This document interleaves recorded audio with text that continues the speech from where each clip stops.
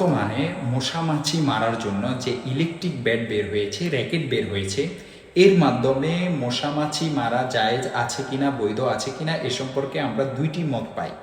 একটি হচ্ছে যে বৈধ নেই, কারণ এর মাধ্যমে মশা মাছিকে পুড়িয়ে মারা হয়। আরেকটি মত আমরা পাই যে হ্যাঁ জায়েজ আছে, কারণ এর মাধ্যমে প্রথমে কারেন্টের শক দেওয়া হয়, এরপরে মারা হয়। যারা বলেন এটি সম্পূর্ণরূপে পুড়িয়ে মারে তারা এটিকে হারাম বলেন, কেননা হাদিসে কোনো প্রাণীকে পুড়িয়ে মারতে নিষেধ করা হয়েছে।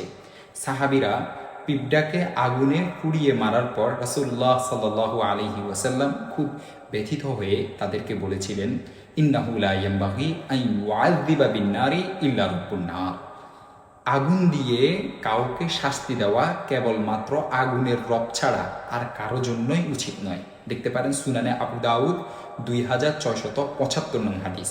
অন্য হাদিসের মধ্যে এসেছে নবী করিম সাল্লাল্লাহু আলাইহি ওয়াসাল্লাম ইরশাদ করেন, ওয়া ইন্নান নারা লা ইউআযযিবু বিহা ইল্লাল্লাহ।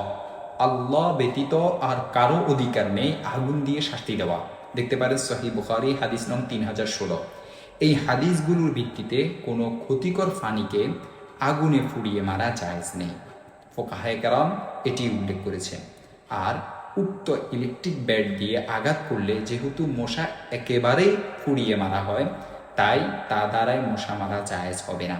দেখতে পারেন দলিলের জন্য আল মুহীতুল বুরহানি 8 নং খণ্ড 94 নং পৃষ্ঠা এবং ফতুয়ায়ে হিন্দিয়া 6 নং খণ্ড 361 নং পৃষ্ঠা, এবং আরও দেখতে পারেন আব্দুল মুখতার 6 নং খণ্ড 752 নং পৃষ্ঠা। আর যারা বলেন এটি সরাসরি আগুনে পোড়ায় না, বরং শক করে মারা যায় এরপরে পুড়ে, তাদের নিকট এটি ব্যবহার করতে কোনো সমস্যা নেই। দারুল উলুম দেওবন্দের ফতোয়ায় বলা হয়েছে, যদি মশা নিধনের অন্য কোনো পদ্ধতি না থাকে তাহলে বৈদ্যুতিক রকেট দিয়ে ব্যাট দিয়ে ফোড়ানো জায়েজ, এবং যদি অন্য কোনো পদ্ধতি থাকে তাহলে বৈদ্যুতিক ব্যাট দিয়ে ফোড়ানো জায়েজ নেই। আর এসব মতভেদপূর্ণ মাসআলায় তাকওয়ার দাবি মতে আমল করাই ভালো। তাই প্রথম মতটি নিরাপদ ও তাকওয়া সমৃদ্ধ। এই কারণে অধিকাংশ উলামায়ে কেরাম একে অবৈধ বলেছেন, অর্থাৎ এর মাধ্যমে মশা মাছি মারা এটি জায়েজ নেই বলেছেন।